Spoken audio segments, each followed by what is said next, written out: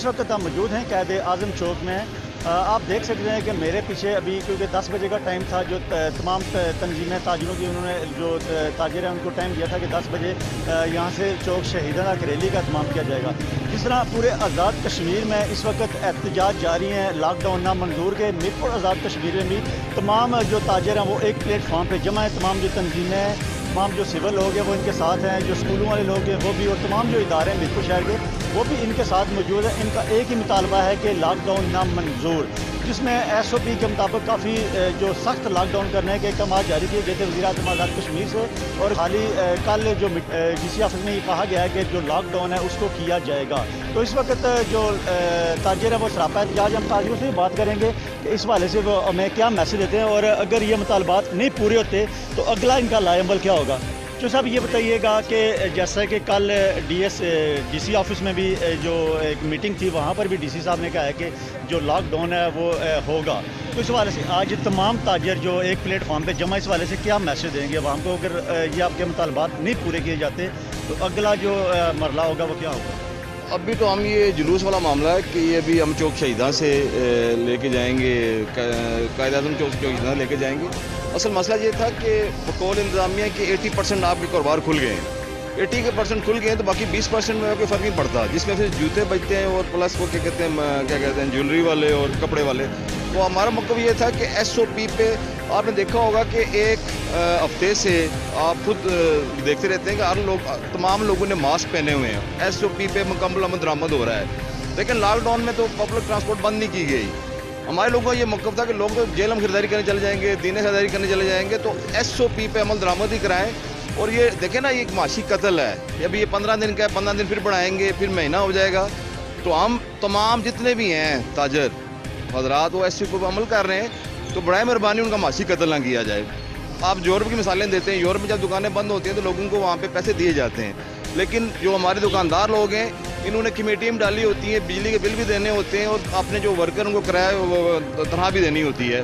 तो बड़ाए मेहरबानी हमने प्राइम मिनिस्टर को 3 दिन पहले रिक्वेस्ट की थी कि अगर 70% आपके बकौल कारोबार खुलने में, तो 20-25% खोलने में कोई मज़ाक़ा नहीं है, इसको भी खोल दिया जाए। मैं आप सब लोगों का शुक्रिया अदा करता हूँ कि आप तमाम ताजर जो है एक प्लेटफार्म पे आ गए हैं और इस लॉकडाउन के ख़िलाफ़ जो है हम सब मिल के जदोजहद करेंगे और इंशाल्लाह देखेंगे कि ताजरों के साथ क्यों ज़्यादती की जा रही है और किस तरह ज़्यादती की जा रही है।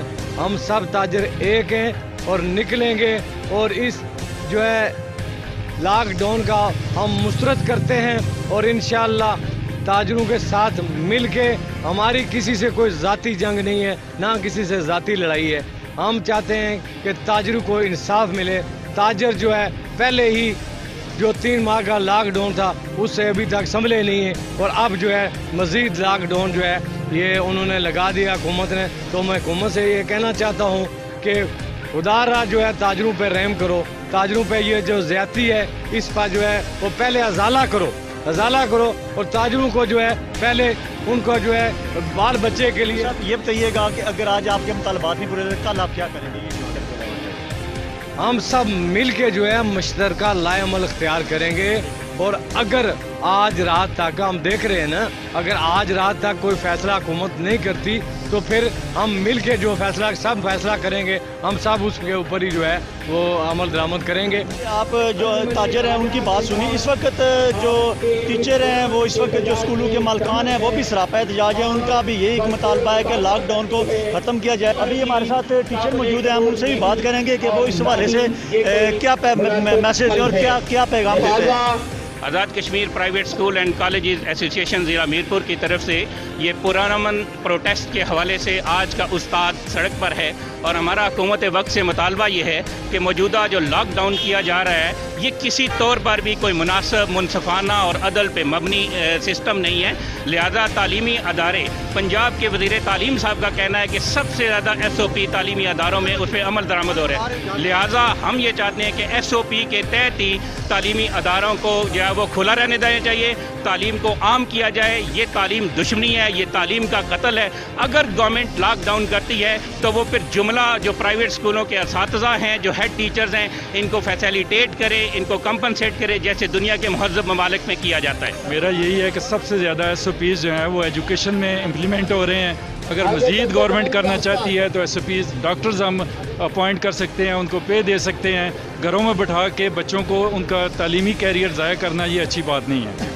SOPs کے تحت سب سے بہترین اگر تعلیم کا سلسلہ ہے تو پرائیویٹ تعلیمی اداروں کے اندر ہے، اور اگر تعلیمی ادارے بند کرنا مقصد ہے تو اس کا مطلب ہے کہ ہم اپنے بچوں کو کورونا سے بچانا نہیں چاہتے. سب سے بہترین محفوظ پناہگاہ تعلیمی ادارے ہیں، ان کو بند کرنا ظلم اور زیادتی ہے.